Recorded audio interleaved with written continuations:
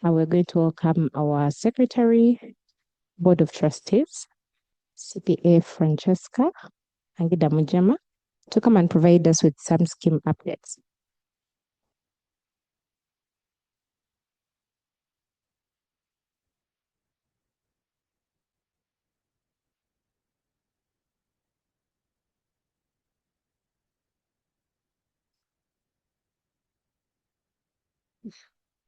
Thank you very much, Rebecca. Yeah. Good afternoon to all of us. I want to welcome everyone present, both physical and our online viewers. You're all welcome to today's session. Yes, as you all know, today we are having our member sensitization program, and we've always had the same. Therefore, we are happy to have you, and we are glad that the Secretariat have managed to organize the day for us and for having kept time as MURBS people as usual. I want to welcome in a special note board members who are here present. Please, can you stand up for recognition? We have our board chair, Dr. Tizito Michael, is with us here. We also have Mr. Joseph Ikalkok, a member of trustee representing NOE is present. Other members are virtually attending. We welcome you. Also want to welcome members of university management present, and in absentia, also staff association member, executives, all members of the scheme. The secretariat members who are here, please stand up for recognition. I can see Juliet is around. Apple, Juliet Nabukera. We also have Rebecca, the renowned Rebecca, who commentates to us all the time. You're most welcome. And others out there doing the registration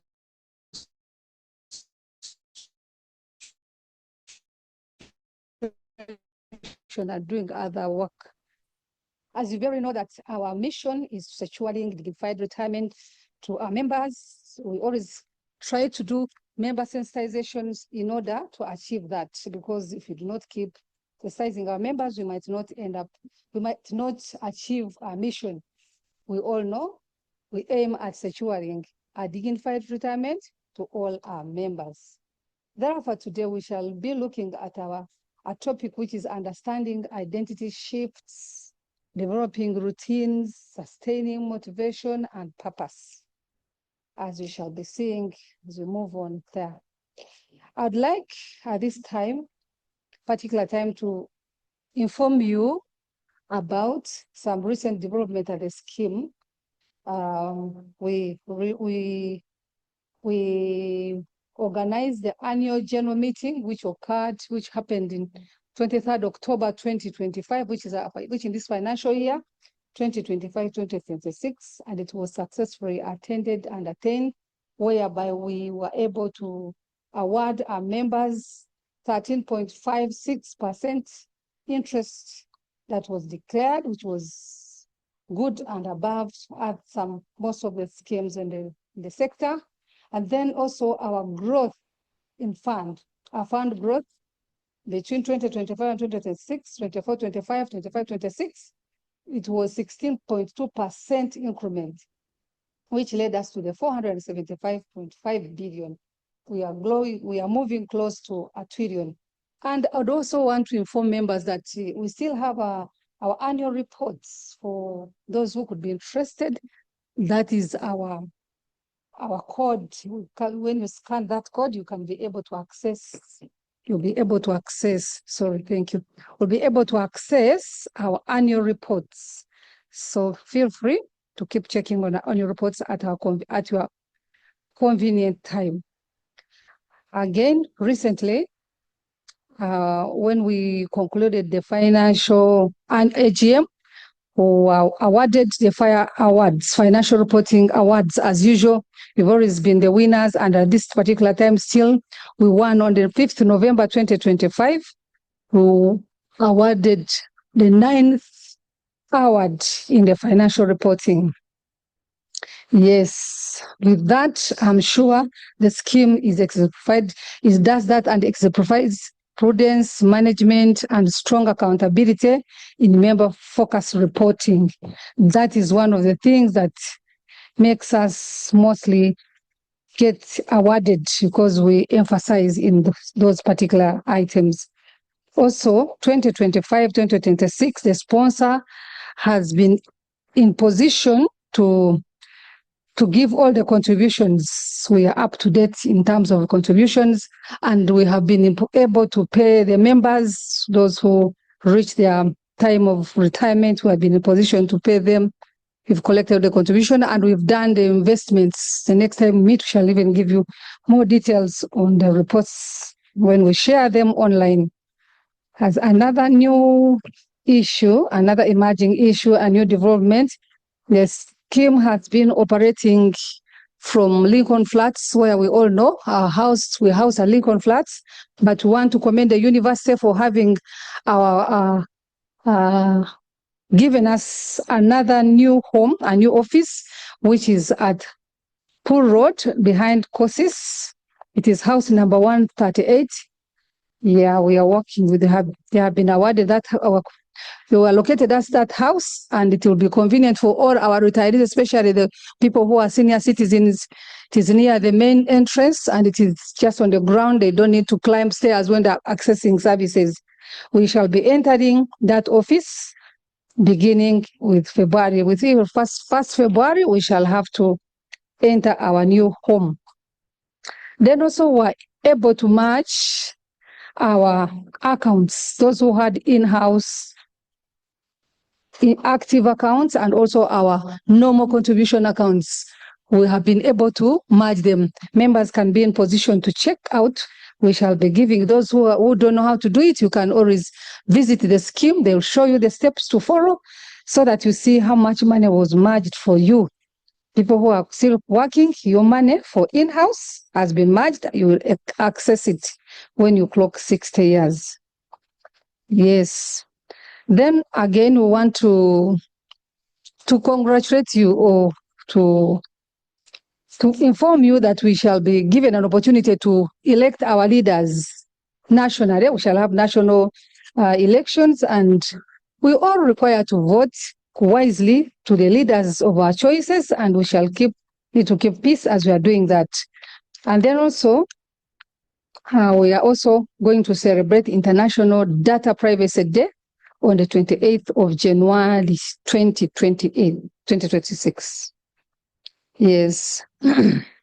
Our topic today, I'll begin with our topic today.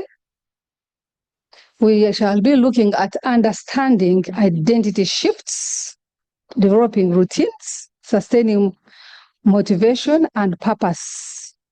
We know we are evolving, we change, we are just like plants. So the expert will be telling us about that. We have that will be looked at a psychological approach to retirement and readiness.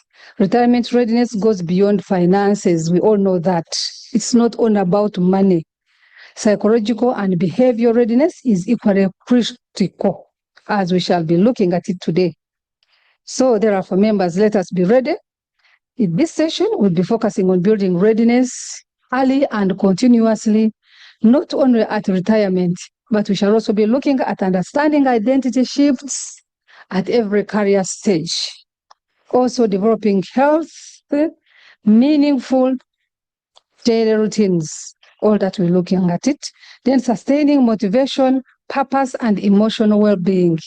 Also be looking at building resilience for planned and unplanned life transitions, with our goal of equipping members with practical psychological tools to preserve clarity, stability, motivation, and purpose, enabling a confident, fulfilling life beyond work.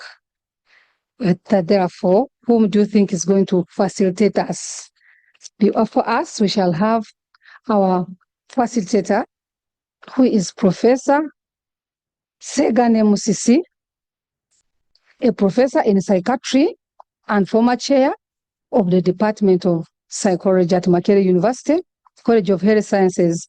He's a senior consultant, psychiatrist, at Mulago National Referral Hospital, and at the same time is a teaching hospital and with Uganda Ministry of Health.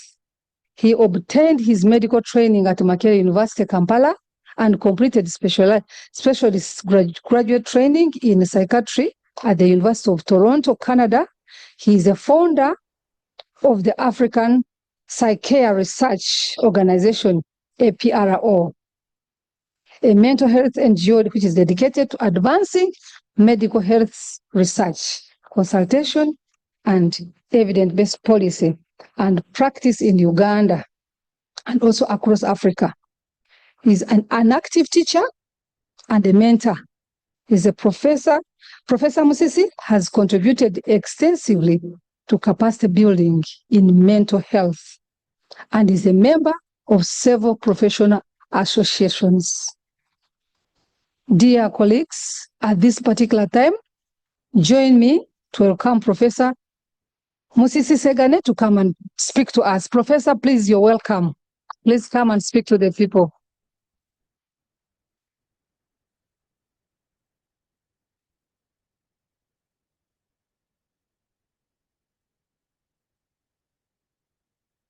Thank you, Professor. Sure.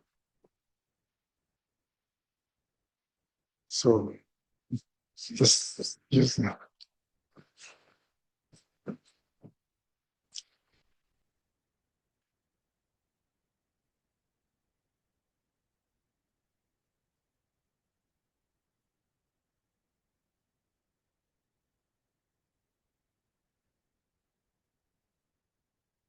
So, good afternoon, ladies and gentlemen.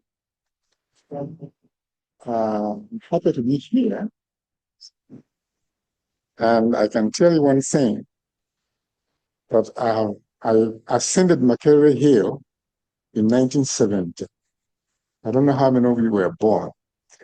I went to Makerere College School.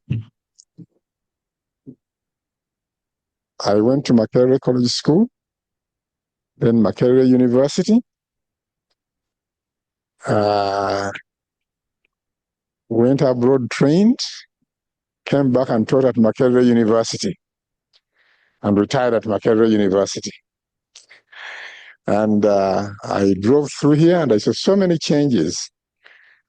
In fact, I said to Rebecca that I may not be able to find my way in Makerere campus anymore.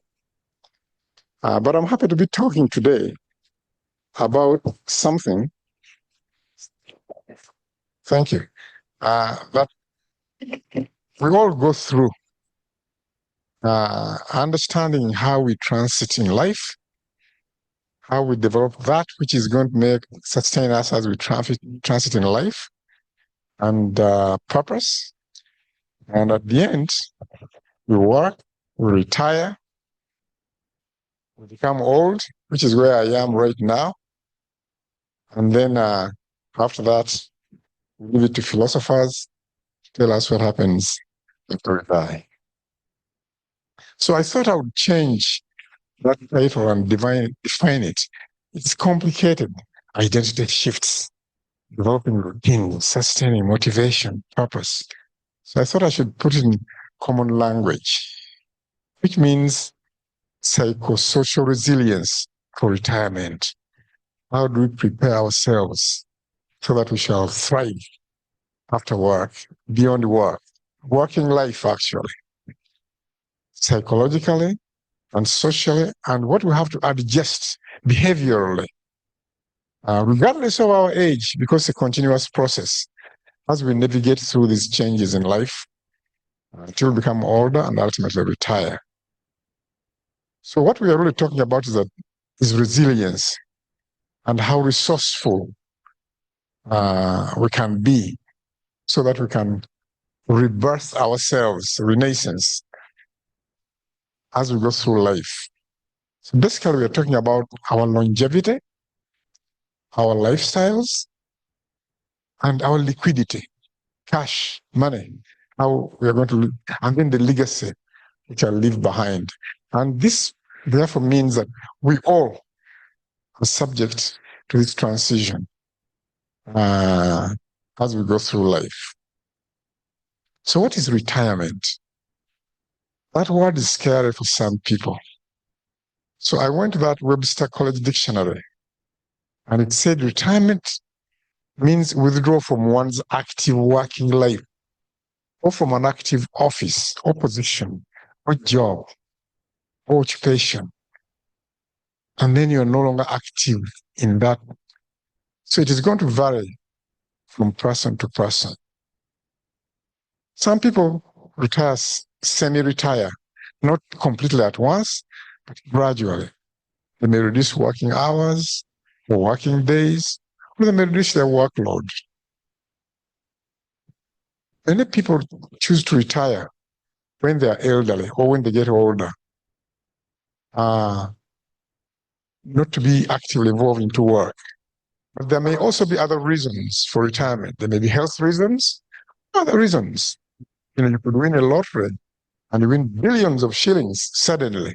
And you say, surely, why keep on working as a lecturer or laborer at the university? I've got now the billions. Let me retire. So there could be other reasons, but those are rare. I don't even know of any Machiavellian who has won the lottery. So most of us work until we retire. Retirement can be scheduled. You work up to a certain age, and then after that you leave. And if you work in Makerere, you know that retirement age.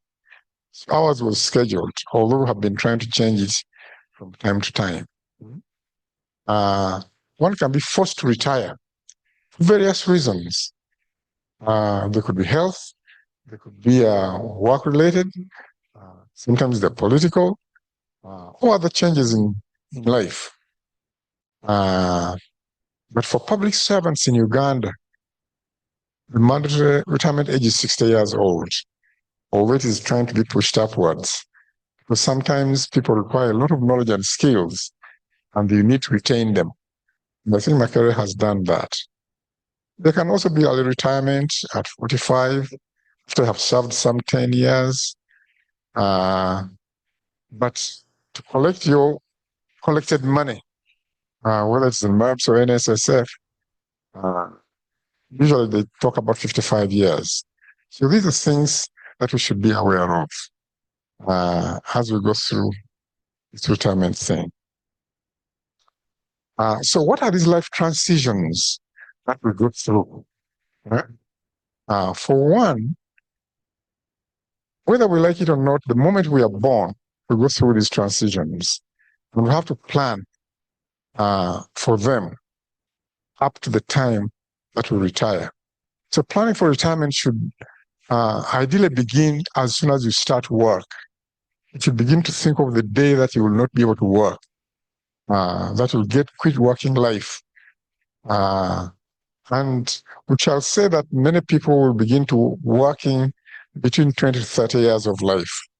So that earlier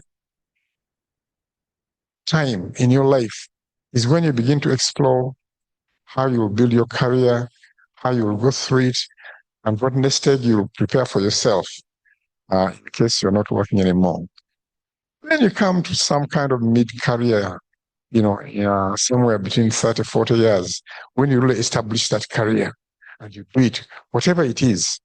At that time, you also begin to grow responsibilities. You start families, you get children, your roles begin to expand. Then about 40, 50 years, it's like midlife. You have consolidated that. You're stable in your profession or whatever job that you're doing. And you begin to seriously think about long-term planning. And then it's becoming a little late. In fact, you'd be in a hurry if you hadn't started. Then between 50 to 60 years, you know that you've gone on the top of the hill, you are there, and you're going to begin the descent. So you begin to prepare yourself psychologically and socially and financially for the time as you're descending down.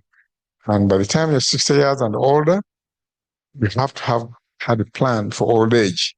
If you don't plan it, it will plan you negatively. So, in old age, you begin with what we call the young old. Now, old age in Africa begins about 60 because the population is very young. Western countries maybe 65. So you are young old if you're between 60 to 70 or 65 to 75 years old. Then you reach middle old, about 70, 75 to 80 years old. And then old, beyond that. And all of those things have, all of the situations have activities that you must do and responsibilities onto you. So, how do we plan for old age, which is really what we're really talking about? One is that we said it starts as early as you start working, as soon as you start working. So you should have some kind of retirement income plan, because you will not be working, but you will be spending, you will be eating, you will have responsibilities, and your health will be changing. We'll talk about that. Diseases coming, whether you like it or not. And then you have to emotionally prepare yourself for that. Some are life-threatening, some are crippling, and yet they come at a time when you can't be as productive. So you begin to look at what social security do you have? What long-term plans do you have? When I was young, my father, who was a civil servant, told me one thing, that in Africa, your pension is your coffee shamba and your banana plantation. Because then you are assured of food and some little income. Others change, and I've seen that happen as I have become older. There was a time when I was young and an economic war was declared, and people had staked some money in the bank. It used to value so much, it couldn't buy anything. Or you would need a sack of money to buy a banana, to go to the market to buy bread or bananas. So those things change. And then as you become older, you begin to say about estate planning. Where shall I leave that which I have worked for my life to? How shall I leave it? And what will be my legacy? And those things are things that we have to think about. So we have to think about thriving beyond work, preparing today for a fulfilling retirement tomorrow. It starts on the day that you start to work. And the imperative for that becomes more obvious as you go through these life transitions. So retirement is not about giving up. It's about discovering what you can become and what you will become after an active working life, what you'll be doing.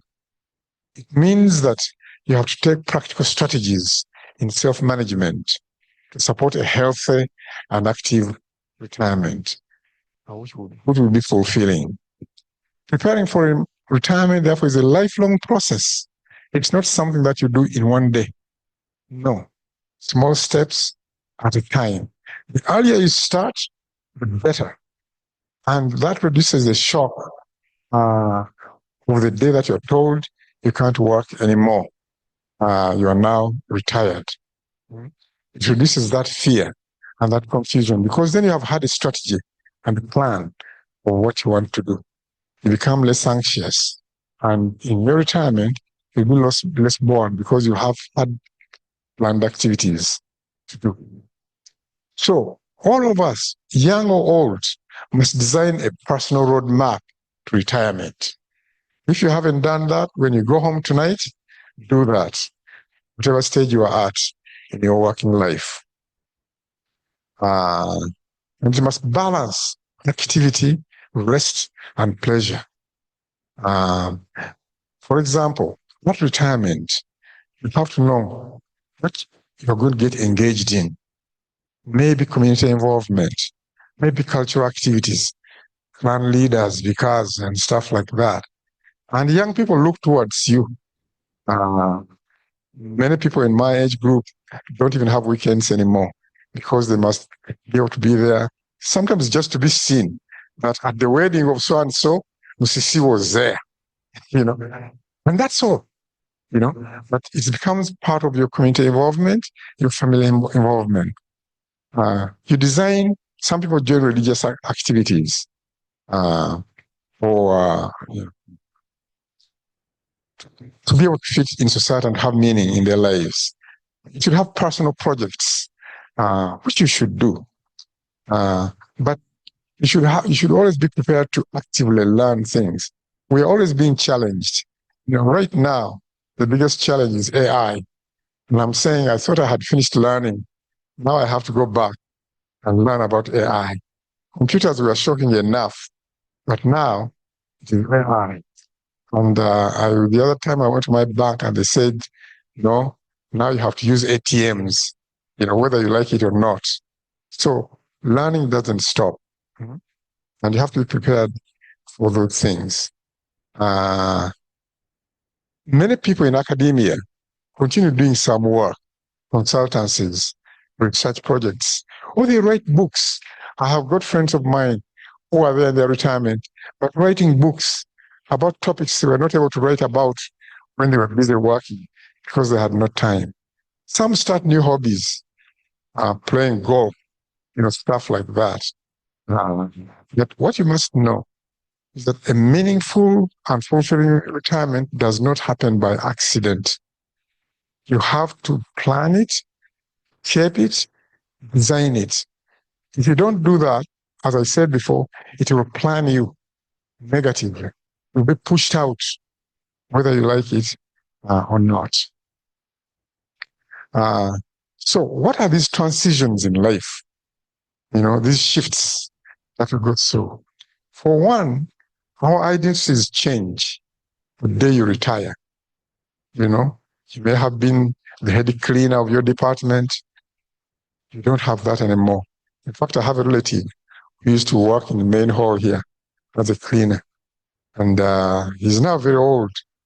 And I remember the day he retired, and the money was not coming very quickly. He came to me, very depressed. I'm a psychiatrist. So I wrote a letter to administration here saying, please, this man has reached retirement. The head cleaner here, give him his money.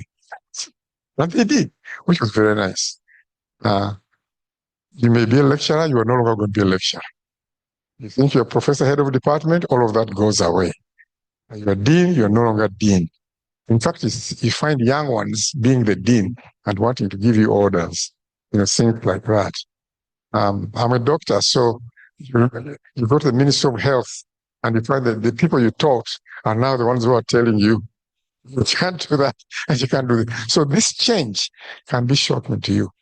Leaving formal employment erases these titles and may make you lose your identity. You may find yourself a retired old man or woman on a village, which you never thought about, which you feel you can't fit. But that's where life change is pushing you to. Some people try to hang on.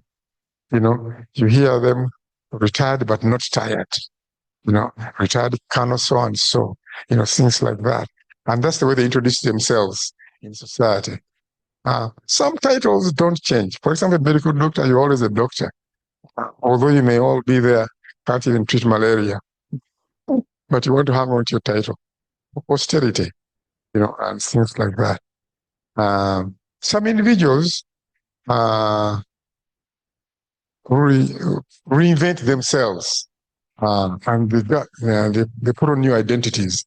And somebody told me a very interesting term there, called that you put on new tires. So you retire, like you have changed your tires on your car. Yeah, and I thought that was very interesting. But as you see there in red, one must redefine oneself post-employment. In other words, what's your new identity that you're going to get?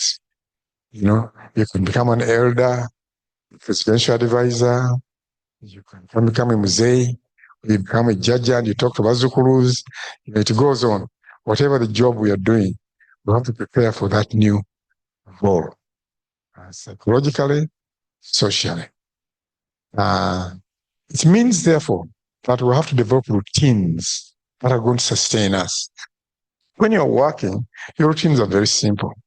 You go to bed, you sleep, you wake up, you wash up, take kids to school, or if you have already gone to school and boarding school, you go to work either by taxi or bicycle or motorcycle, boda, or you drive your car, and then you work, and then you have a lunch hour, then you finish, then you come back, and you have your routine. What do I do? All of those things go away when you retire. You wake up, and the world is looking at you. There's nobody in the house. You're an empty nester with your spouse, who may also be frail. Sometimes, unfortunately, they pass away. You may be alone, and nobody wants to be with you. Neighbors are rushing off to go to work. And they go, and they leave you behind. So you want to be able to prepare meaningful routines for yourself in retirement. They should be designed. What are you going to be doing on a day-to-day basis or weekly? Some people always put in some kind of religious routine. I go to church on Sunday, go to a mosque on Fridays, or whatever it is that you want to do. Or they may be monthly. I go to the bank and get my pension check or something like that. Or annually. I invite my children to come so that we'll enter the new year together. Maybe you have just been through some of that. But these routines should be healthy, as we shall see later. Establishing routines that promote resilience at each stage of your life is very important. For early careers, you develop those habits that will sustain you and lay foundation for your professional stability and ongoing. Mid-career, you balance them as they change. You can't do it anymore, and as you take on new responsibilities. Before you had children, now you have grandchildren. Things like that. Then you go into pre-retirement planning, and what are those things that you think you will do? And in old age, you have to design those routines and skills which are adaptable to your life transition. For example, I get up in the morning and I jog. But I can't jog on that street because borders have knocked some of my colleagues down dead. I don't know whether you knew Dr. Bongomera. I live in Entebbe, who was knocked down by border. Dr. Seggane was knocked down by border in Newcastle here. So I said, no, I'll jog in my compound. I prepared early, had a big compound, put in a house, and I can jog in that compound. And that's my routine. But everybody has got to have their routines. So some are daily, some are weekly, some are monthly, some involve families. But in old age, they have to be adaptable to your changing life and your health transition. But whatever you do, starting early on, even in your young careers, you must avoid destructive routines and hobbies.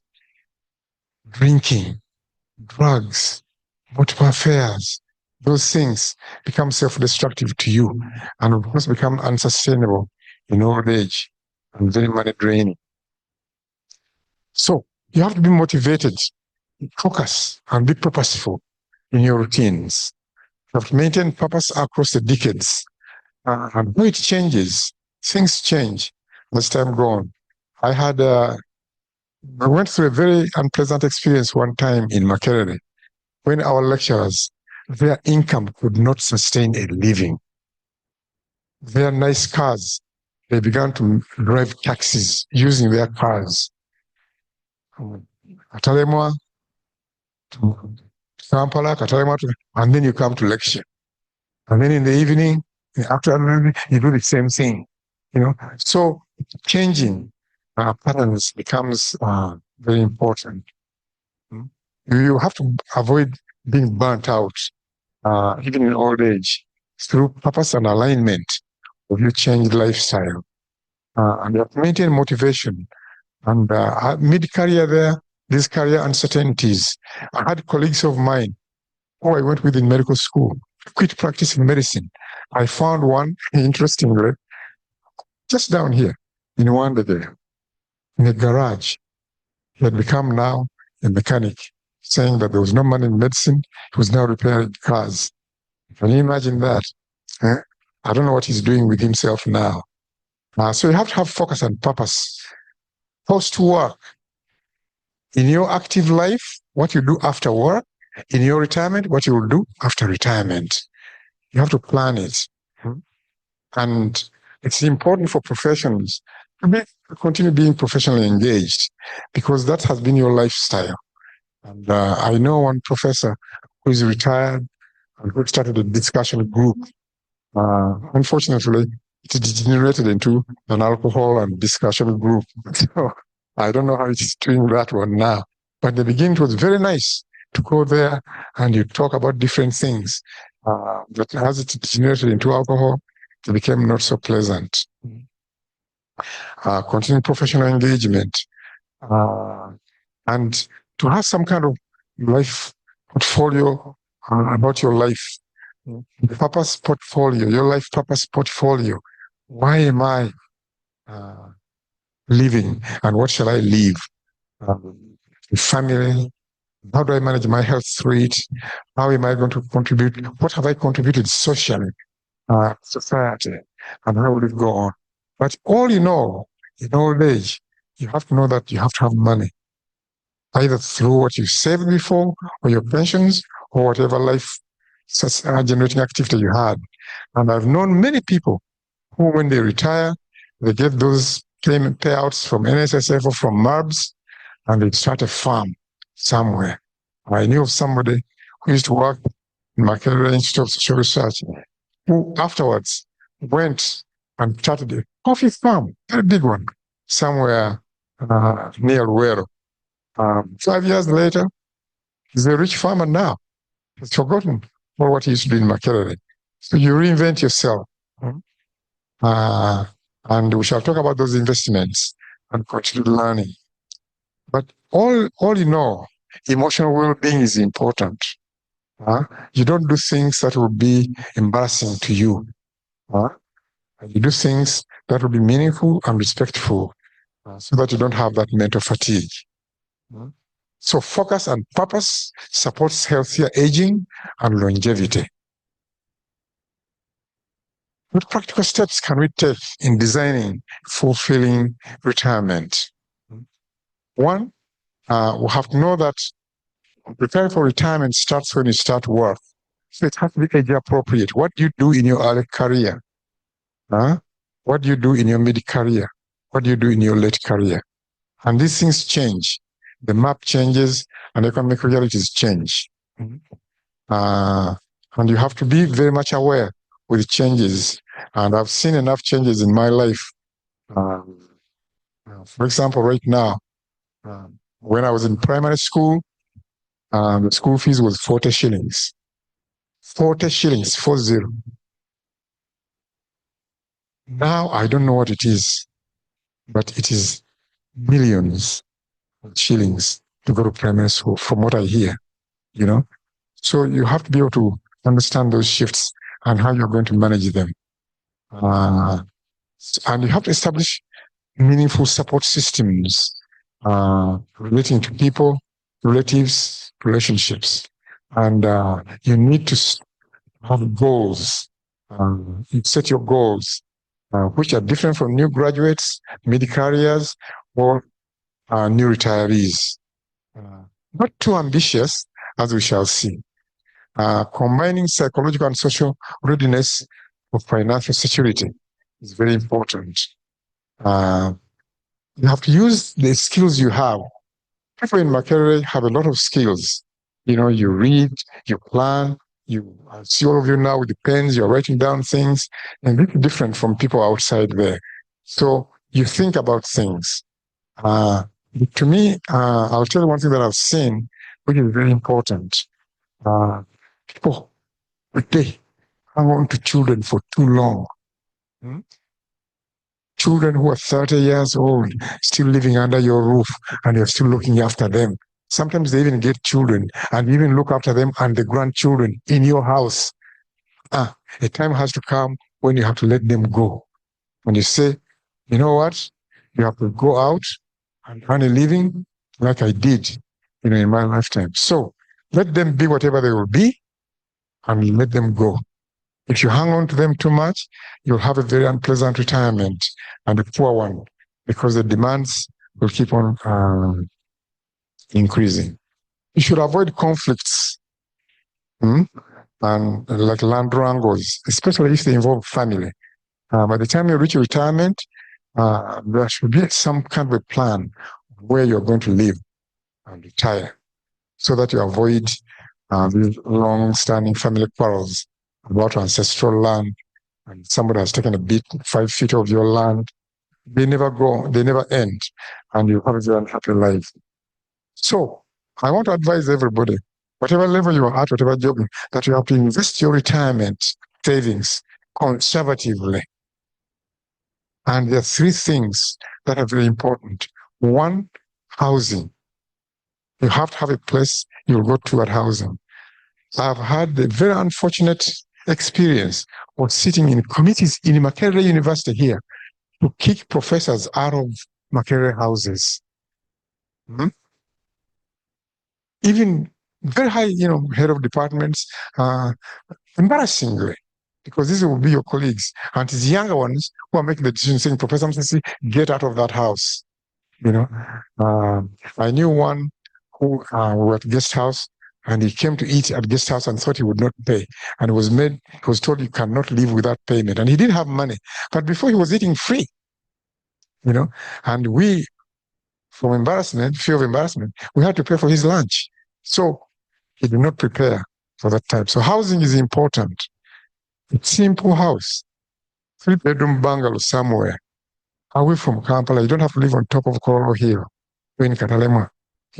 A bedroom for you and your spouse, one for children when they come to visit, and one for visitors who study or whatever it is. Not multi-story retirement houses. Your legs will be weak anyway. You won't go up those stairs. You have to have some kind of income to sustain you, because the day you retire, tomorrow you'll be asking for what to eat, and you have to have that income. Whichever way you do. I told you about the retiree from Miser who decided to make a coffee farm. He now doesn't have to worry about income. He's just eating from his coffee and his rusuku. And you have to prepare for health. Health changes. Because, as you will see there, in retirement, you may be impaired. And that impairment comes sometimes abruptly. The most distressing one, which we see in the elderly, is dementia.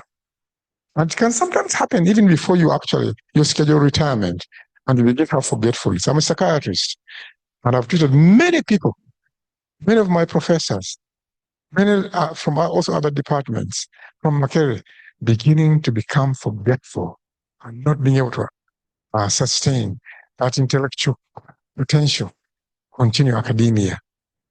Not to mention to think properly. And then as these powers wane, depression comes in. And that is the second most common problem of retirees above 65 years old. Physical illness sets in, Men, prostate problems, 75% of men will have a prostate issue within their life. Women, cervix, breast cancers, these things, you have to prepare for them. And the amount of money that the university may give you may not be able to sustain that. So you have to prepare what to do in case of a health threat, physical illness, high blood pressure, heart disease, diabetes, things like that. Then substance abuse, especially alcohol, a major problem for Makerere. Many of my professors in medical school, what has killed them were really mainly 2 things. Either it was alcohol related, or it was HIV. But with control of HIV, alcohol now remains. Of course, COVID also took quite a number of them in their senior years. But the rest, alcohol. And alcohol is a disease in Makerere University. And it starts in your young life. Those main hall dances and stuff like that. That's where it starts. Be careful with it. If you feel that you're drinking a little bit more, cut it out. In fact, there's no reason why you should be drinking alcohol after 60 years old. Just leave it out. Social overreach, we begin to think that we are going to save all the family problems, look after your brother's children and their children, and stuff like that. Know that there's a limit and let go and let them be. So, over-involvement in family issues, clan issues, they never end. They were there before you, they'll be there after you. Churches and stuff like that, they always ask for your money. And I've known people giving away their land, which was saved by their grandparents, to these religious institutions, but they leave you poor. You have to plan carefully about that. And then as you become older, willy-nilly, you become frail. The one who used to run 100 meters, you can't walk 100 meters. It becomes a problem. So you have to prepare for that. Other diseases like bone diseases, arthritis come in. So you become stressed. And you have to be able to look for stress. And I thought in the next few slides that we should talk about how to manage stress in retirement. One is to engage in regular physical activity. I told you about jogging, others play golf, physical activity, swimming, gardening. All these things are things. But you should ask your doctor what it is that your health status can manage. If you're having heart disease, don't begin jogging. It becomes a problem. You may have cardiac heart attack. Choose what types of exercise you're going to do for your physical activity, fitting your age and your physical fitness. Some people go to gym when they're younger. There's some gyms for elderly people. Not jogging on the road. Consider some kind of course to take if you find that you're too soft and people are taking advantage of you. And people take advantage of you. I've known elderly people losing their money by people, grandchildren, talking them into giving away their savings and having problems. Know how to state your wishes and how to handle conflicts, and how to live some.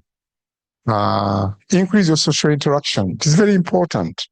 You don't want to be alone, bored, isolated. It will become a problem for you. You can join support groups. You can join, they may be religiously based. It can be sports. It may be dancing things. Here on Gaza Road there's a dancing club for seniors. When they play, those old songs, which you know about. We join clubs, Rotary clubs and stuff like that. Think about getting a hobby, maybe having a pet or gardening, mat making. My mother used to make mats, beadboards, things like that, baking, singing, and also many clubs. What it is that you can, discussion groups on the village, become advisors to younger people. Attend what we call mind-body programs, relaxation programs, yoga, meditation. Some people engage in prayer, but not overnight. These things are going to become problems for you. Do activities you enjoy, mindfulness, reminiscence therapy. Listening to old music is very soothing. It could be pop music, the smoke opera, whatever it is, those kinds of songs, all religious songs that you used to sing, whatever it is that you enjoy. We call it reminiscence therapy. Good old days kind of things and remembering them. Maintain a regular sleep schedule. Do not go to bed late. Have at least 8 hours of sleep. Restful sleep is good for you the next day. Some disorders can come in which disrupt your sleep. For example, loud snoring or things like this, or obesity. Get professional help when things are getting worse, when you find that you can't manage. For example, you can see a counselor for stress management, and there's all kinds of things that they can do, which I'm not going to go into. because those are technical things. But they boost your resilience and they change your mindset. And always make sure that you eat well, balanced diet, dress well appropriately, seek social support, play sport, write a journal, go for a holiday, talk to people, keep it up. Don't keep things to yourself. If you need to see a specialist, see a specialist. Psychiatrists are now around. When I started being head of department in psychiatry, there were 8 psychiatrists in Uganda. By the time I finished, there were 80. And the number is increasing. And we have opened departments of psychiatry in all the government medical teaching schools, Mbarara, Gulu, Usitema, and psychology. So they're increasing. We can say psychological counselor, especially when there are relationship problems with family members, grandchildren, substance abuse, money problems. You can see a doctor, physician, in case you have developed physical problems. Don't wait. Have yearly medical checkups. As you get older, they can become twice a year. When you're younger, old, maybe at least once a year, where they do the necessary tests that you need to do, like men checking your prostates, smears for ladies, breast examinations, etc., etc. Check your diabetes, your sugar levels, and stuff like that. The doctors know what to do. And now we have built hospitals, private hospitals. Also, government hospitals have increased. There's no excuse now for not going there. If you develop a complication like cancer, go early for treatment. The earlier you go, the better. Some cancers can be cured surgically and cut out. You don't have to worry about it anymore. Things like that. What about preventing stress? It begins early. You plan your life. Don't leave your life to chance. Like we said, also planning retirement is also planned. Or you also plan your life. For young people here, begin to plan your life early. Don't go into overextending, for example, your family and having 40 children and stuff. It will be very stressful in old age. Start on a program of stress control. Don't freeze in your tracks and you say, I do not know what to do. Start small and let things grow. I built a hospital. It took me 20 years to build it. Very stress-free from my salary. After we bought the land, I said one thing at a time. There was no need to rush. I was not in debt. I never took a loan. I never took a debt. But by retirement time, it was ready. Now, if you come there, people say, did you buy this land? How did you get this land? Did you steal the money? Did Museveni give you some money? No. 20 years, a little bit at a time. You build the bricks, they don't rot. You leave that one. You put the next one. Things like that. Give yourself time to focus and focus on practical solutions. If they're not there, you can leave some things alone.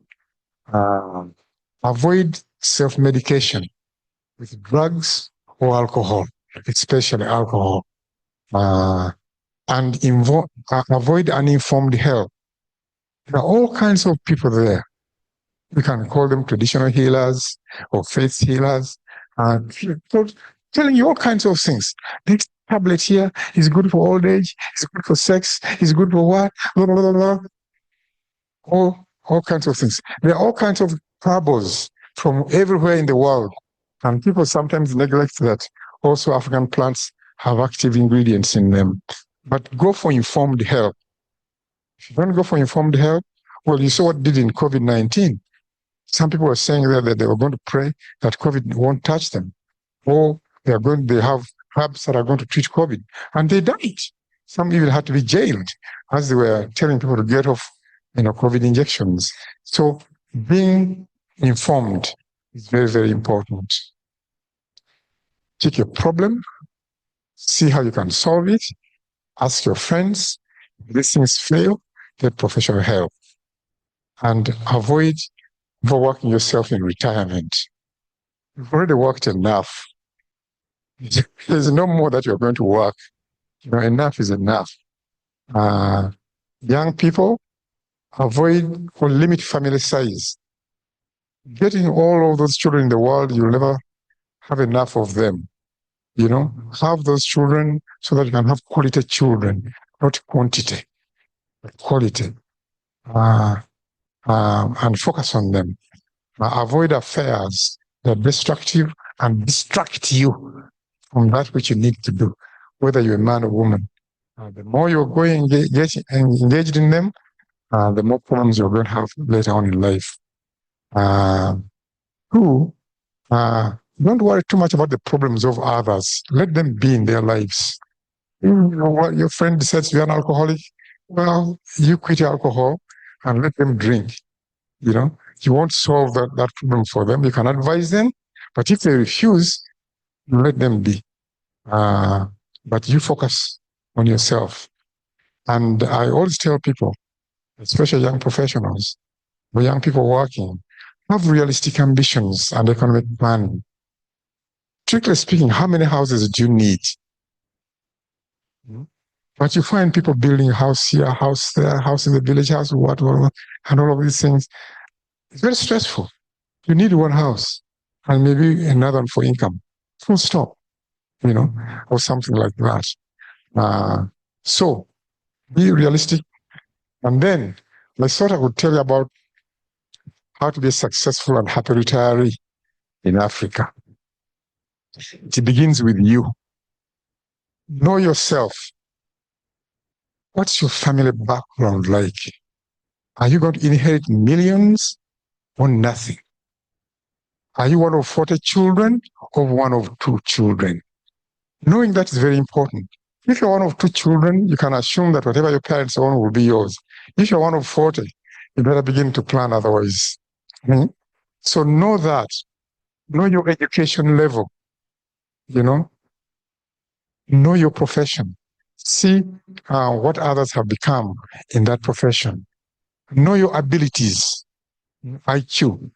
I knew early on that I wanted to be either a professor or senior consultant because I could see it in the classes, in the exams, But others said, no, if I can just scrape it in medical school, I will teach malaria.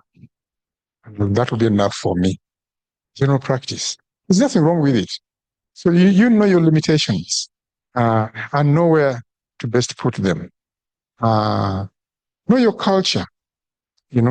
Some cultures promote you, others don't promote you so much. I happen to come from the central region here. And I remember an uncle of mine who came from the village, all the way from Gomba, very in the morning. And then he came and I greeted him, very happy to see you. He said he had only come with one mission, to tell me to increase the number of children you have. Because he said, you're cheating the clan. Those are too few. You have to have more children. If you can't look after them, we shall look after them ourselves. That was my culture telling me, because you produce for the clan. But I decided to think for myself, and I said, no, this is what I'm going to have. This is what I'm going to plan. This is what I'm going to do. Both of my children have PhDs. And they went through Makerere here, first degree, and they never had so many problems. Anyway, they had, all these kids have some problem. Just to tell you, you focus and then you plan. Know something about the world. We don't necessarily control the countries in which we live or the world in which we live. Some people think, especially if we're in Africa, we know that very well. For example, people came and divided our continent like a piece of cake. This is for France, this is for Portugal, this is for Britain, this is for what? Some Baganda speak French, others speak English, some speak Arabic on northern Uganda there, some actually on the other side, some on this side, it is there, some in Kenya, some. That was the politics of the day. There is also politics now here, For example, on the African continent, every day, as we speak right now, there are wars. and words come to us.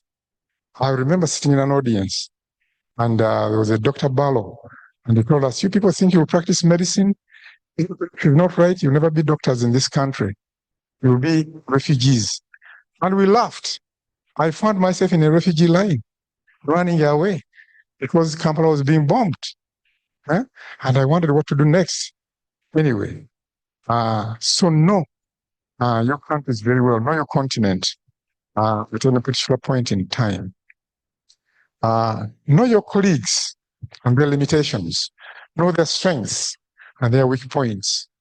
I had colleagues of mine, some who were great. I remember one colleague of mine, unfortunately, he passed away. He was one of these people who get all distinctions from primary school through secondary school. And when you look into the details, they're all 1, 1, 1, 1, 1. You know, and he comes in medical school and he's acing it through. Well, by the time he was finishing medical school, he was an alcoholic. That was his weakness. Then I went abroad. I came back to find the most celebrated doctor in that medical school who had had distinctions through being admitted to hospital in Butarika for treatment of alcohol-related dementia. And I felt very sad. He had his PhDs in London within 3 years, you know, geniuses. So, know your colleagues. And when they are going the wrong way, know the right way. Leave them. It won't help you to go along with them.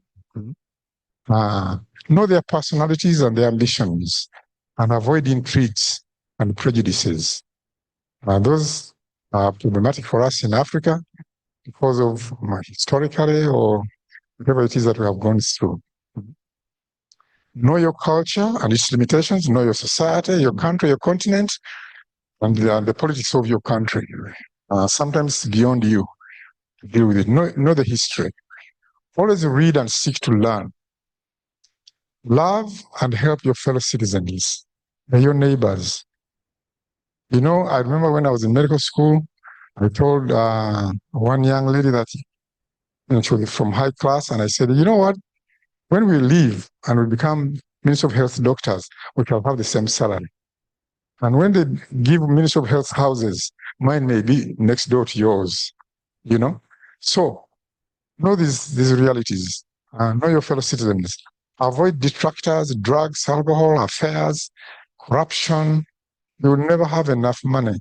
Even Elon Musk is still looking for money, you know, or Donald Trump. They're still looking for money. That's why they went to Venezuela, etc. I'm not joining that debate.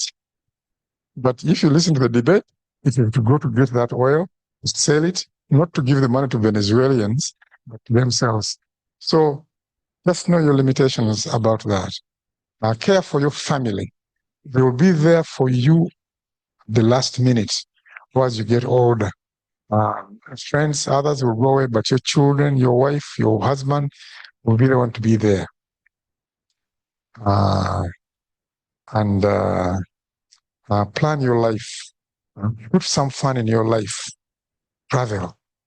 I boast and I say that I'm glad I joined academia, because in academics you go to conferences. I have been to all the continents of the world without paying a penny, you know, because they invite you to give talks like this one, you know. Go to conferences, put some holidays in your life. Take your holidays. Don't be like these people who never go away from office. No. Go to parties. Enjoy. Invite people to eat at your house or go to other people's houses to eat. We're just going through a festive season. Finally, be peaceful and love peace for all. If we are not peaceful, we will not enjoy our retirement. I don't know how many of you, I see that you're very young, but I've seen enough wars in this country. And I remember bombing Kampala, and we were running, and it was raining. And some people, I remember this because I remember Chitante courts, Chitante around that Yusuf Railroad. There's been some houses there. There are some very nice ladies there who always wore high heels. But I found them running in the refugee line with bombs, and the shoes were on the head. And I said, what is this? Huh? So, no, love peace. Peace will give you peace, and wish peace for all. So, I would say at the end, exasperation, que sera, sera, whatever will be, will be. Thank you.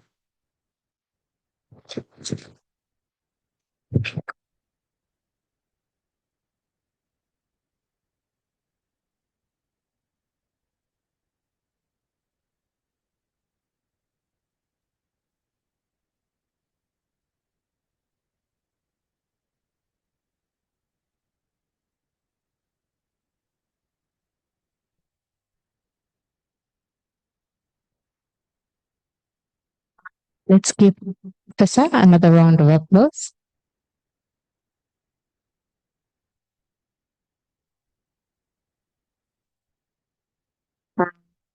Wow, I've learned a lot, and learned to know myself first and foremost. And I'm hoping that's what everyone has learned, that a meaningful retirement does not just happen by accident. We need to plan for it, we need to shape it, and we need to design it. And so I hope that some of us have started preparing our shoes for exercising, having some friends for social interactions, hobbies, some hobbies in there, and having enough sleep. And most importantly, he mentioned professional help. And so that is something good for our psychological readiness right now. And as we continue to prepare for our retirement. So next, we're going to have the Q&A session. Last I checked online, we had about 187 participants online. And we're going to take some questions from our audience.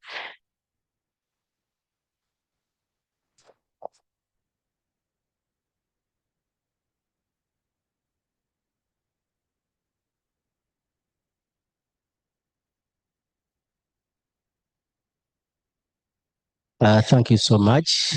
First of all, I would like to thank our presenter, our professor. Thank you so much. My name is Dr. Moses Lukwago from School of Languages, Literature and Communication, College of Humanities and Social Sciences.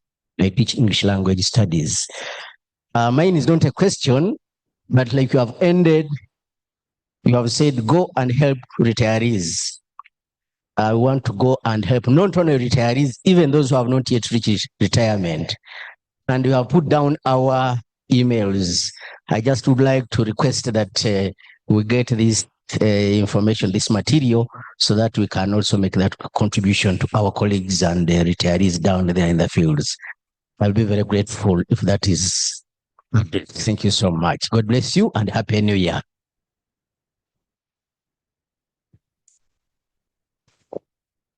Yes, any questions?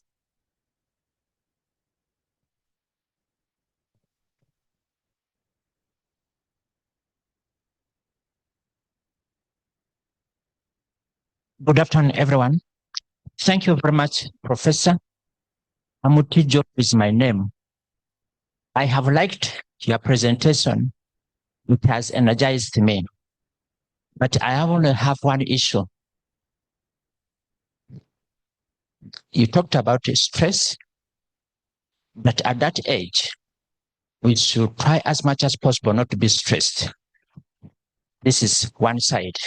Then the other side, you talked about help your family. It wasn't clear for me. Is a nuclear family extended or what? I, for one, I like that perspective of help.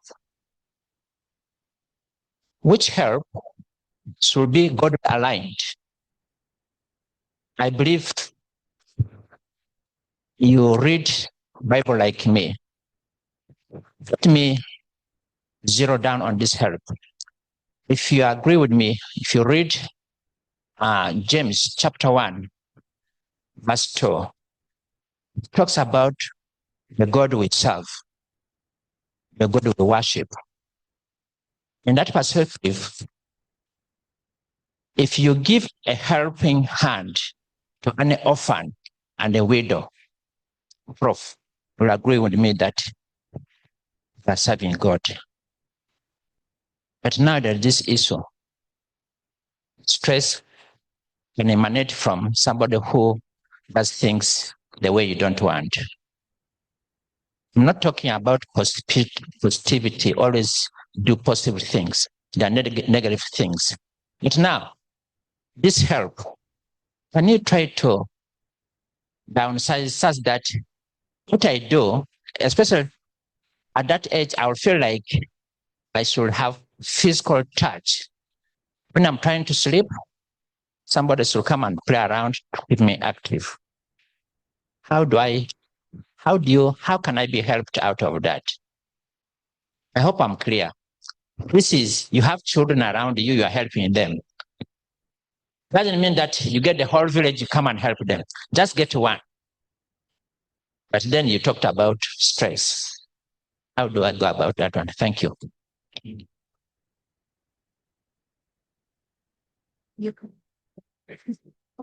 Yes, any other question? I noted that. There's also another question online. Professor, I'm noting down the question, so I'll share accordingly. I do have another question online by Esther Nakamate. She's saying, thank you, Professor, for this very good talk. You mentioned alcohol as cause of early dementia. What else could cause early onset of dementia?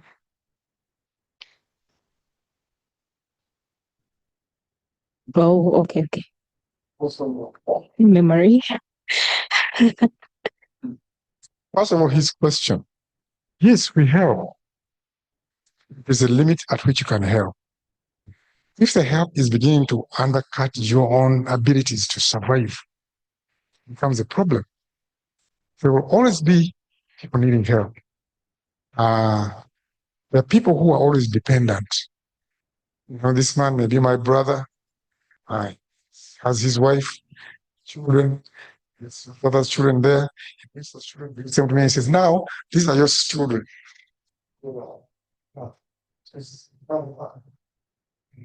It becomes a problem. You have to know where to put limitations. It's good to help. In Africa, we all help. I don't know who has not helped. You know, I don't know how many children I have helped to pay school fees for, but I refuse to have children be brought to my house so that they go to school. I say, no. Stay in your house. I may help you with a bit of school fees, but I want good results.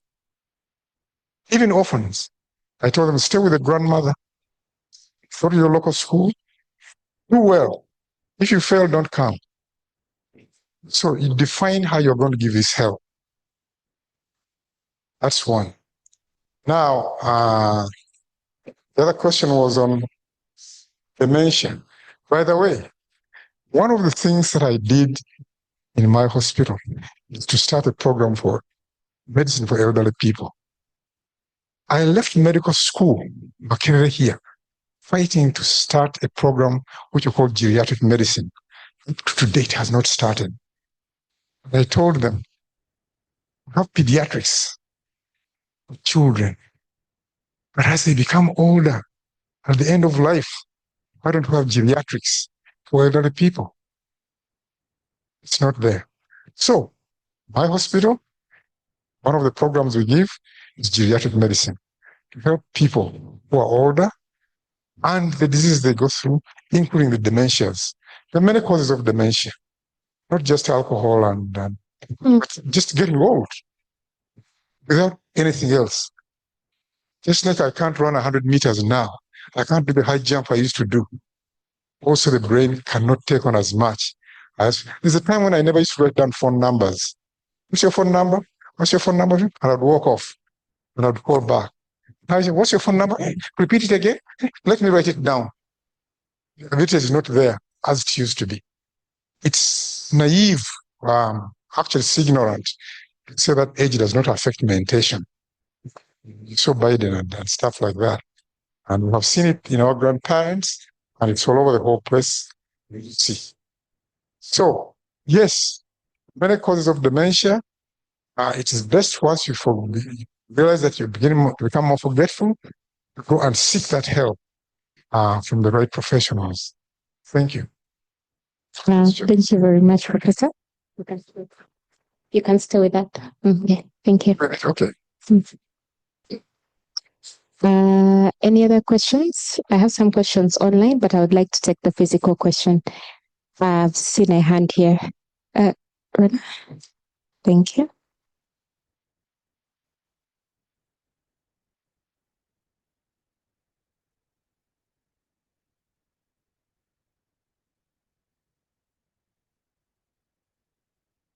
Yes, please start by mentioning your name.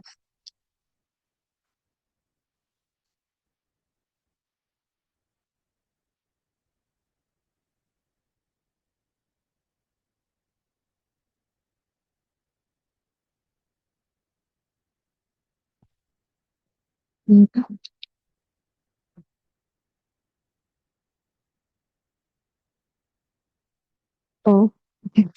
Thank you so much, Professor. I'm called John Oda from the College of Health Sciences, the other side.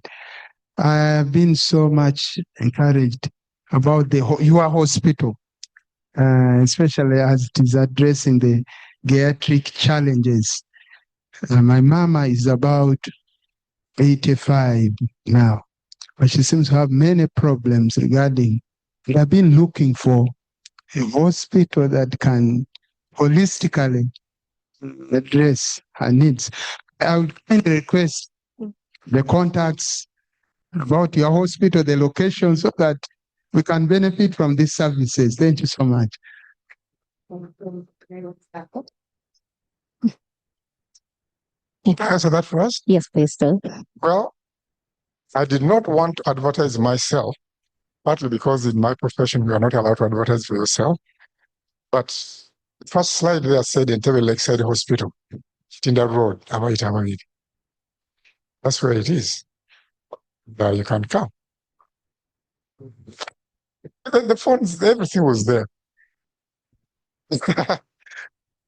0750-113838. That's receptionist. 0750-113838.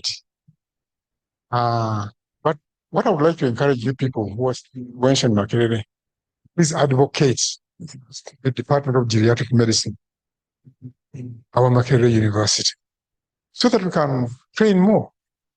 They can go in different parts of the country. Help us. Thank you. I have a few more questions.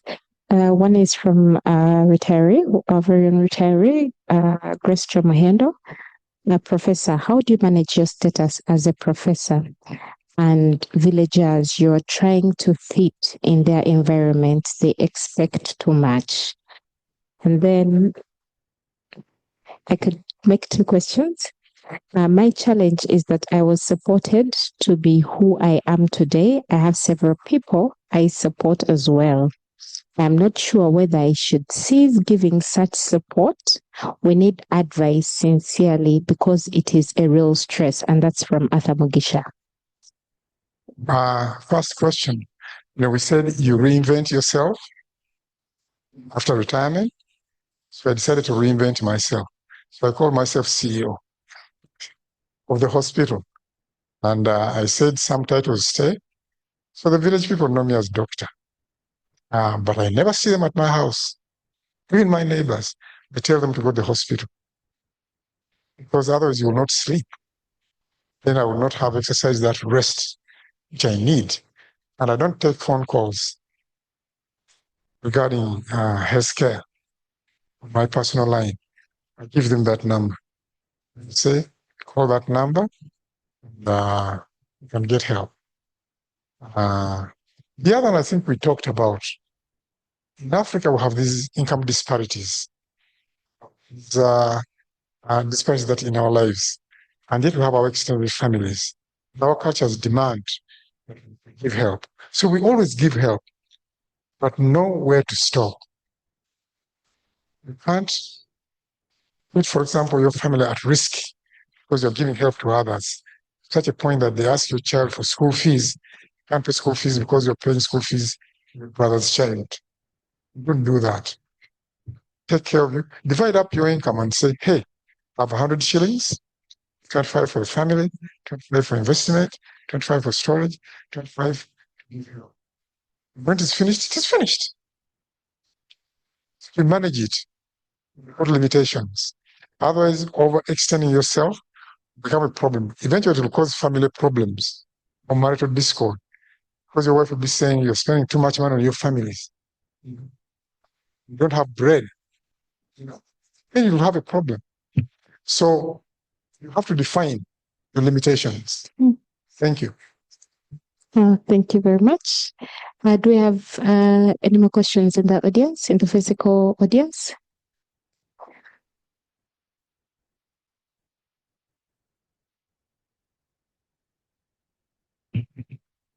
Okay.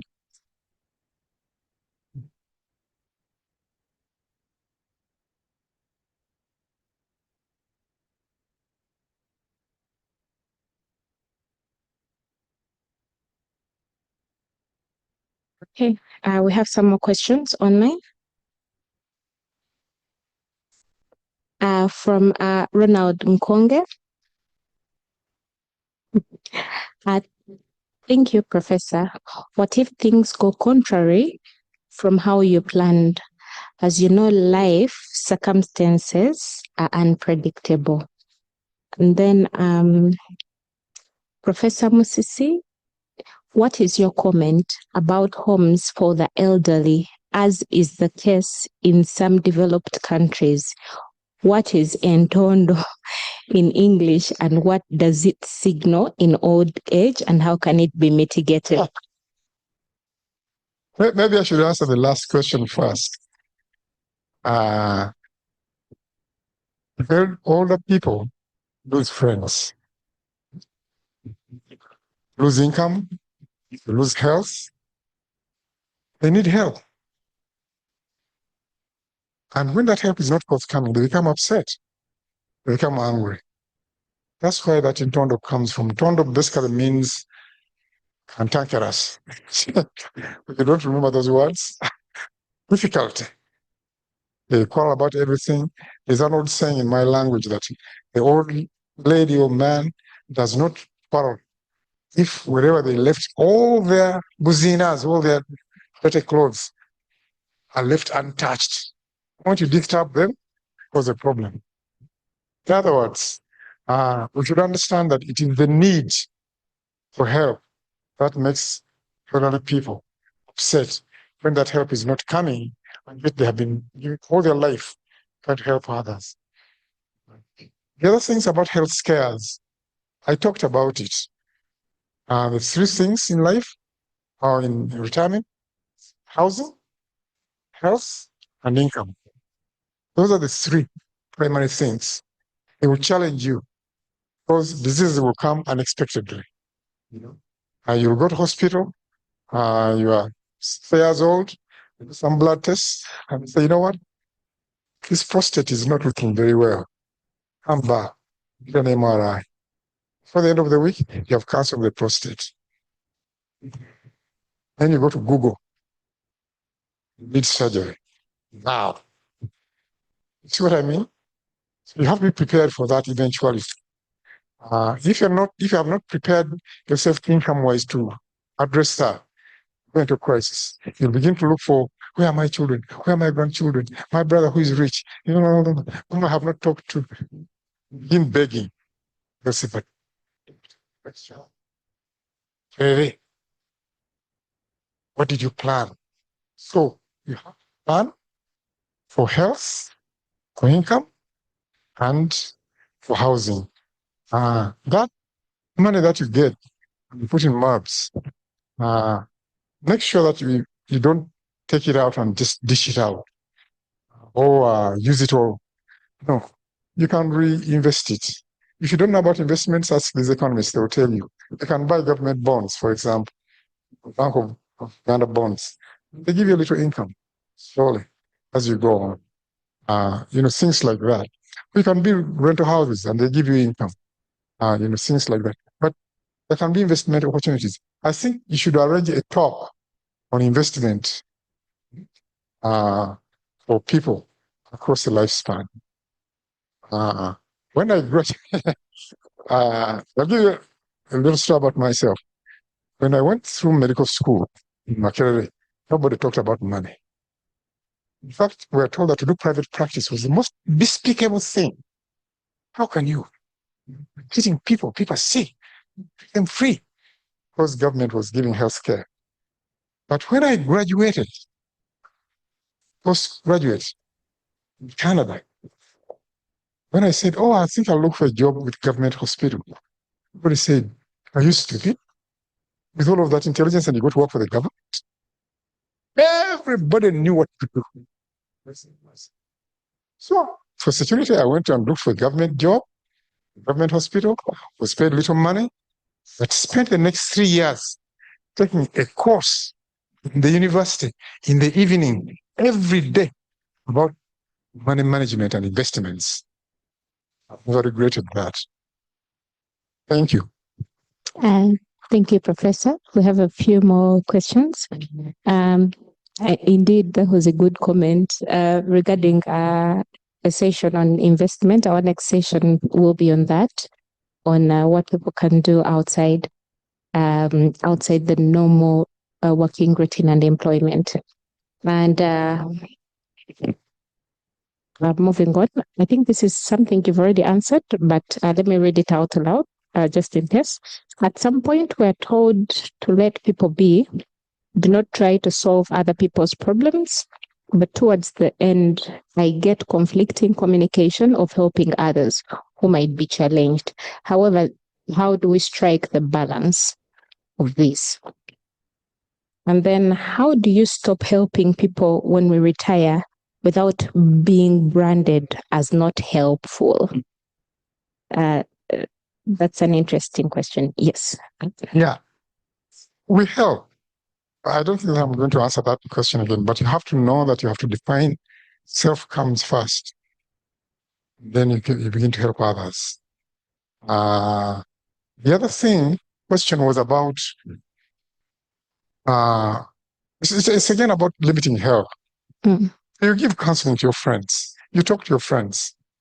Some are so set in their ways, they're not going to change.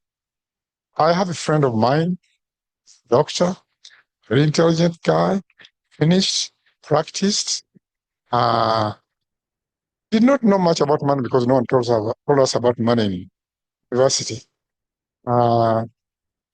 His wife was very money-minded and almost caused a rift. But she bought some land, and when it came to retirement, this guy did not know what to do, And the wife said, well, I have land, let's sell half of it and build. Inside himself, his stubbornness, his culture told him, that's woman's money. Don't touch it. Don't go there. So he began to take on second jobs, retirement, And yet, instead of saying, hey, family assets, let's sell benefit of our family.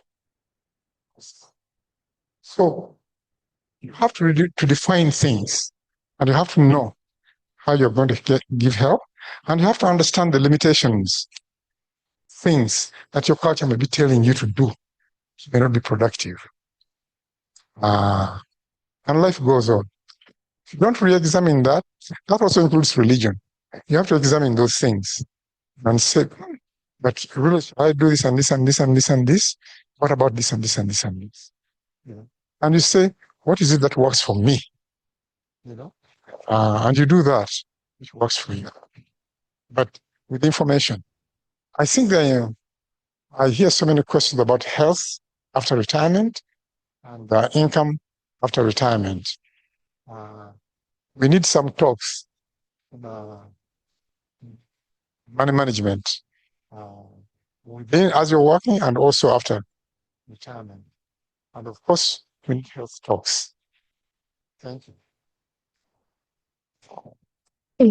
So this will be the last set of questions.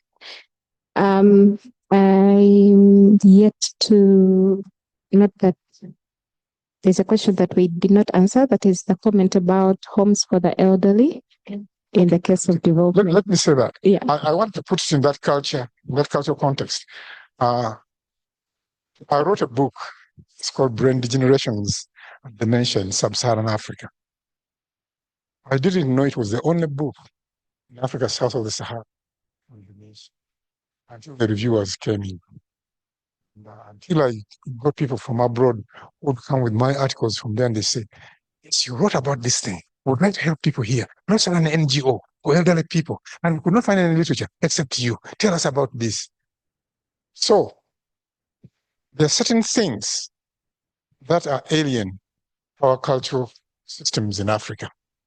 The idea that an elderly person gets booted from their house, thrown somewhere, and left for strangers to look after them is very alien in 99.9% of African cultures. I saw a patient at Nakasero Hospital who had 4 children. She was a nurse, retired in her 80s. Had educated these children as a single mother. They were all very well placed in jobs. And they said they're going to look after their mother. Built a beautiful house for her in the countryside and put their workers. And they told mother, this is your present. So she went there. Very lonely, very depressed, very alone. Grandchildren, they all spoke English. So when they used to come with the children, they decided to stay on their phones and stuff like that. And talking about this, no one talked to her in her local language. She could not relate to her grandchildren. When they brought her to hospital, they put her in a VIP room, which could not even be accessed by everybody. And she was deteriorating and refusing to eat and stuff like that. So when I went there, I told everybody to leave and I sat down and I said, I'll come so that we talk. Tell me about your life. Bottom line is, she felt alone. Although the children had everything. So they had built, quote, a personal nursing home for her with all the care workers. And she said, surely, did I produce these children so that I die talking to strangers? That's the question I put to them. So that I never talk to my grandchildren because they're busy talking English. I never get to relate to them. I can't even cook. I don't know, in Luganda we call it bigagu, local food, which grandparents give to them. So I gathered these children who were all, after they flew in and stuff like that. And I said, your mother is dying of loneliness. She's depressed. She's not demented. She's unhappy. That after all her years of struggle, she's left to be alone amongst strangers, whom you call servants and workers and stuff like that. She wants to relate to her people. What will you do? So I came to the conclusion, since they were 4, that they were going to divide themselves in a month. First weekend is mine. Second weekend is theirs. The other is to come and live with her in her house with the grandchildren and to take away all gadgets and tell them to speak to their grandmother. The next day, she said, thank you very much. I can be discharged from a hospital. And she went, no antidepressant, nothing else. So the idea that we build nursing homes to put our elderly in is very un-African. That's what I said in that chapter. But I suggested that we should build, when we build our nice houses, some grandpa, grandma apartment. Don't call them boys' quarters, because that's not very nice. Where if you feel that you can't look after them in the countryside where they are, they come and live with their family, with you in the same homestead. And you can go and eat with them and share with them, and you will feel connected to their family. They can die in dignity. But the idea that we throw them up, there's one on Namgongo Road. I think it's called Golden Hotel. Very expensive, very nice, everything is there. But I've had patients whose children have been very rich, they have taken them there, and they have refused to go there. He said, no. I want to be in my people. I want to be in my house. The other thing is, we live in Kampala. They get them from Kampala and say, come and live with us. But every morning we go to work. No one is with them. After a week in Kampala, they say, I want to go home. And the children usually say, no, no, no, no, no, no, stay around. You still need medical care. They say, I want to go home. The last example, I was abroad. This couple brought their mother. After a month, she refused to eat, refused to talk, refused to participate in anything. They took her to hospital. Of course, she could not be conversant in English. She could not talk to them. They asked me for help. I talked to her and she said, son, I want to go home. That's all. They put her on the plane, went back to Uganda. Fortunately, my wife was making a trip to Uganda.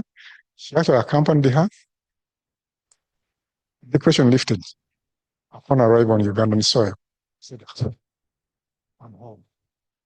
So the idea that we distance relatives and throw them to the care of strangers is alien to us and very problematic for people as they become old. Think of yourself. You become old and they take you out of your house. And they say, now you're not fit to live here. Go there and live in a room. Before you had a compound, you listen to chickens, you talk to neighbors, or they come to visit you. Now they say, go in a room and you're on a schedule. Wake up time, feeding time, washing time, TV time. Very, very, very, very difficult for our people. Even this, before I came here, I saw one of those who had been brought over for Christmas, and she said, I want to go home. And the children were saying, no, no, no, stay in Kampala. She said, for what? So, to me, I say, let's help our people where they are, in their neighborhoods, where they're familiar, with their people and their surroundings. And let's not alienate our elderly relatives. It becomes very difficult. Thank you. Okay. Any other question? I do have a question online by Joseph Fangatuni. You have raised your hand. Are you able to speak?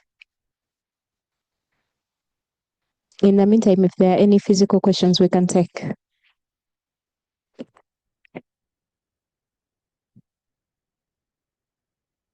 Thank you, Professor. My name is Anne. I call from Konas.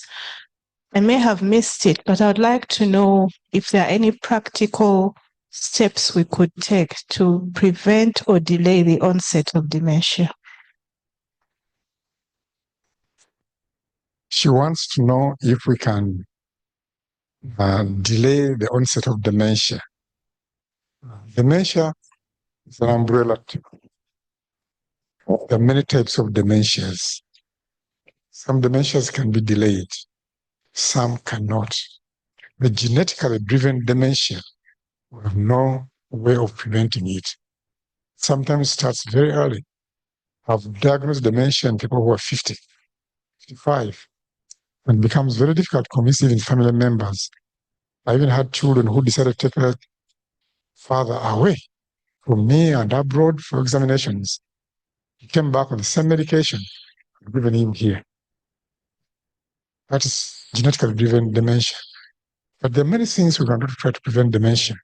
One of them is to stop insults to the brain. Substance abuse is one. So alcohol can cause or contribute to dementia. Treating diseases that go to injure the brain, like high blood pressure, which can cause strokes. Sometimes these strokes are not very overt. They're small, tiny bleeds in the head, which may not be detected, but cumulatively, it will cause dementia. The types of food we eat, treating diabetes, avoiding lots of meat, and being more Mediterranean diet, but being more vegetable oriented. Prevalence of dementia go down. And avoiding other toxins to the brain. which we engage in sometimes unknowingly. Too many medications, too many exposing ourselves to too much pollution and things.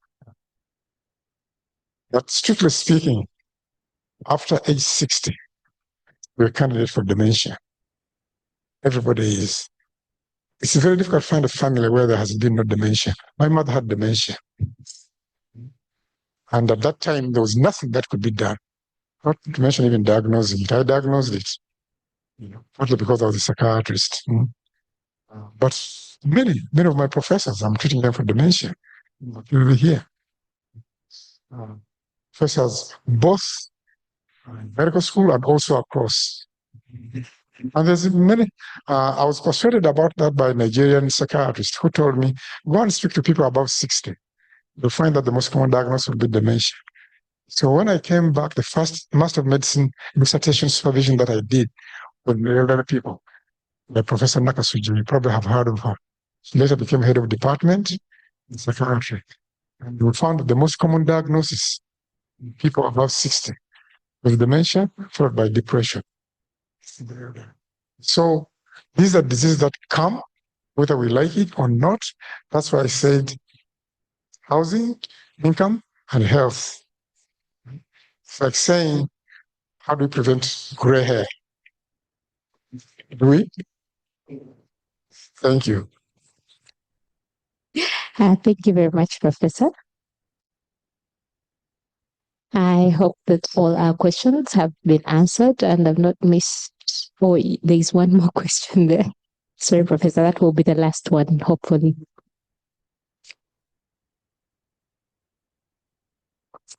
Thank you, Professor. I'm called Dr. Robert Bidioto, Department of Pharmacy. I've been reading about dementia. They talk of being physically active can delay, instead of maybe using a car, you walk, and that you should walk faster. It delays dementia. Listening to music, maybe watching even sports. I don't know whether these are myths. Thank you. Maybe help me. Thank you. I have tried very much to lecture in psychiatry, but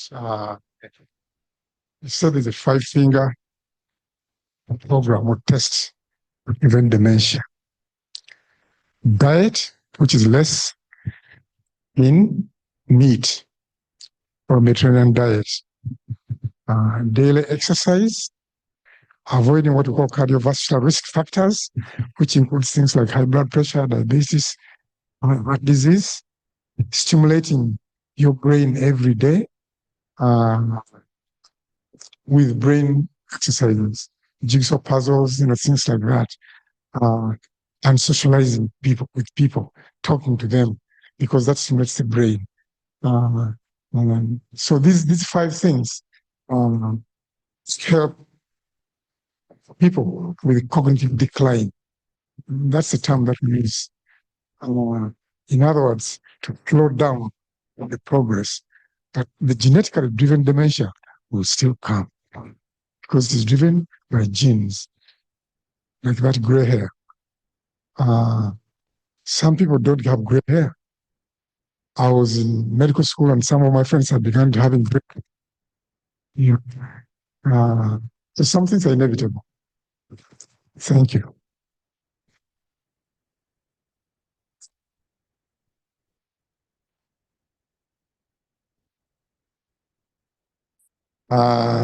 I've been asked, and I've been trying very hard not to use technical language. But so these terms, when I was teaching medical school, the first thing that I did was to ask people that different languages, and I'd ask them, what do you call this in your language? What do you call a person like this? So this word dementia can be translated. Dementia in Luganda is called kuuta. In Runyankore Ruchiga or Nyakitara it's called kuhuita. In Luo, I forgot the word. Who speaks Luo here? It's called what? Will which? Which? Will which? Because I thought which was a different forgetfulness. So that's where you start. So for people who may not be familiar with these medical terms, know that older people become forgetful. It comes with age. It increases as time goes on.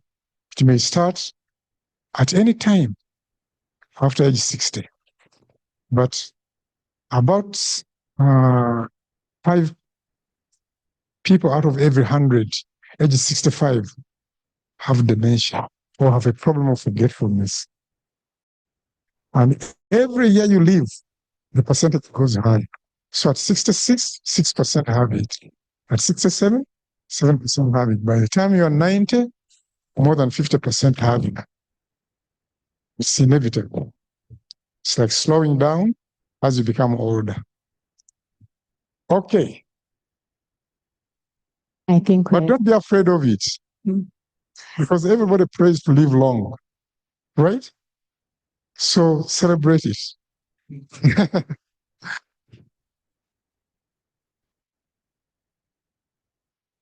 Thank you very much. Let's give Professor a good round of applause.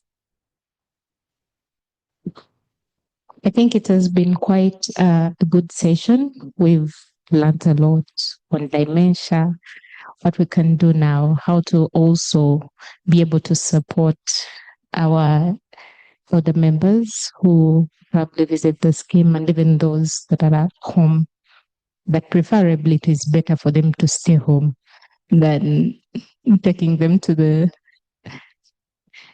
mass homes. Yes. And so we are going to welcome our trustee to give us a vote of thanks and closing remarks. Welcome you, Mr. Joseph Ikarokok.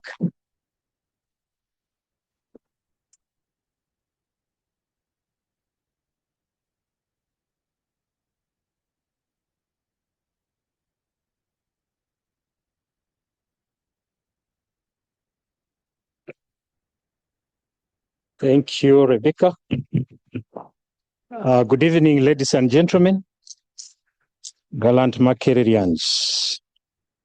I want to take this opportunity, first of all, to say a happy new year to all of you, that we have started this year in a good gear by receiving a Professor Musisi, who has given us a lot of insights about our lifestyles.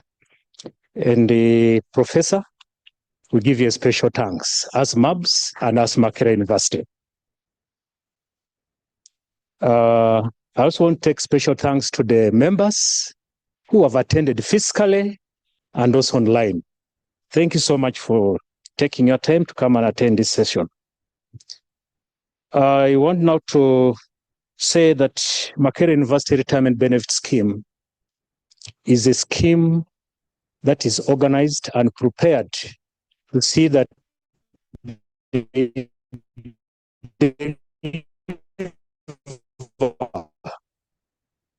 and the after job, whereby Professor has given us very good insights that we should have good practices when you're at work, when you're in a taxi, when you're at home, when you're in church. Let's have good practices, whereby Professor brought in the issue for good health. I do always say sometimes take certain precautions, more especially buying these items being sold on the roadside. I always find some difficulties, but sometimes you take a risk when you're bad luck. But in actual sense, avoiding them would be the best, because the source where such items are being prepared, we don't know, and that one can be a very health risk. At times, we end up in hospital, then they say you had food poisoning. So all in all, we should see how to have a well-organized health lifestyle, whereby exercising is very paramount into your lives. And also, one thing I learned from Professor is that we should create an environment that as you retire, there should be a generation of inheritance. Because some of us come from backgrounds where our great-grandparents never built a permanent house, and for you, take it as a normal thing. So that's how it has been. So brothers and sisters, this message now puts us on a set that how do we now remove that kind of generational mind in our lifestyle. Say that the children we have should not avoid us. They will be saying, Daddy did nothing, Mommy did nothing. But with this kind of training, it shapes us that we should also extend to our families. Because having a generation without inheritance is a curse. And those curses will not do well in all what we do. So I also appreciate a professor on the issue of the invest conservatively.